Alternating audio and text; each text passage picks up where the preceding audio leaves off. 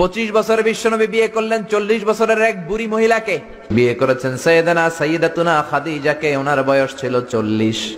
আগে 2 বার তালাক খাইছে, অনেকগুলো বাচ্চা জন্ম দিয়ে প্রৌঢ়া একটা নারী ছিল।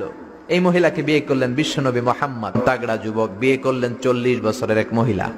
তাও এমন যদি হইতো এই মহিলাটার বিয়ে হয় না, ইনট্যাক্ট মহিলা, তাও তো না, ভার্জিন না, উইডো, বিধবা, আরমালা। মিজানুর রহমান আজহারীকে বয়ান শিখিয়েছে কে?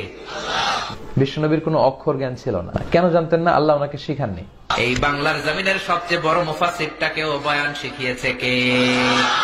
আল্লাহ লেখাপড়াই শিখান নাই ওনাকে, অক্ষর জ্ঞান শিখান নাই। মারামারি করলেও কথা বলে। বিশ্বনবীর জীবনে মারামারি আছে না নাই? এরপরে বুঝলে গেছে, আর বের হয় না। এরকম হয় না? বিশ্বনবী সাল্লাল্লাহু আলাইহি ওয়াসাল্লামেরও হতো, সাহাবাদেরও হতো। আর বিশ্বনবীর তো তেমন কোনো উপার্জনই ছিল না। মা খাদিজার উপার্জন দিয়ে বিশ্বনবী চলেছেন। শুনেন শুনেন, আল্লাহ হালাই কোরআন পাঠাইছে নবীর উপরে। নবী হালাই সাহাবাদের মধ্যে বয়ান দিয়ে গেছে, এর লাগি আমরাও হালাই বয়ান দিয়ে যাইতেছি হালাই।